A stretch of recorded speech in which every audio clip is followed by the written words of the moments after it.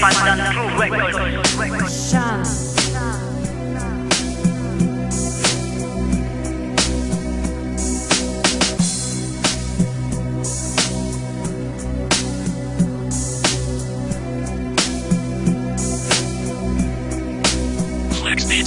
Nagmumukmuk nakaupo sa sulok, nakatingin sa bubungan sa aking madilim na kwarto, habang hawak-hawak ang iyong mga litrato na tanging ala-alang sa akin mo ibinigay bago tayo naghiwalay, na dahilan kung bakit di kita malimot sa tuwing minamasdan ang maamong mumukha dito sa iyong larawan, sanhi upang ikaw ay aking maalala at pilit sa akin pinapasilip ang mga nagdapanahon at sandali na ikay kapiling ko at masayang kasama ko sa bawat oras at araw na lumilipas na aking dasal, sana hindi na magwakas. Ngunit sadyang tadhana nga na may mapagkait na walang kasing lupit, dahil pangarap kong hinahangad para sa ating dalawa ay hindi na natupad na hanggang ngayon ay aking pa ring hinahangad.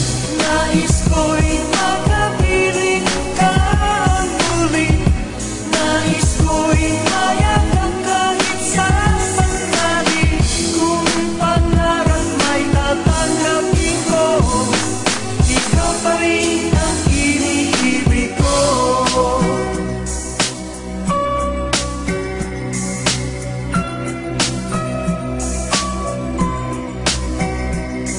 Kung may babalik ko lang ang panahon na nagdaan, pipiliin ko panahon na sandali yung nakitang nasumpungan, at panahong ako'y sinagot na kung saan o nakitang nahalikan. Salamat dahil taos puso mo akong pinagbigyan upang ikaw ay maangkin at mahalin ng isang kagaya ko. At simula nang naging tayo, walang araw na di tayo nagsasama at walang lihim mo sikretong tinatago natin sa bawat isa. At sa tuwing ako ay malungkot at balisa, lagi kang naririyan sa tabi ko't karamay ko. Nasa isip ko noon, napakaswerte ko sa'yo, sapagkat bihira lamang ang babaeng kagaya mo na walang kasing lambing kong magmahal. Pero ang lahat ng yan bigla na lamang nawala, hanggang ngayon alaala mo sa puso ko'y di pa rin nawawala.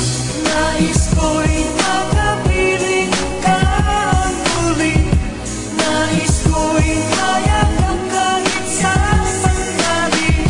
Kung pangarap may tatanggapin ko, ikaw pa rin ang iniibig ko.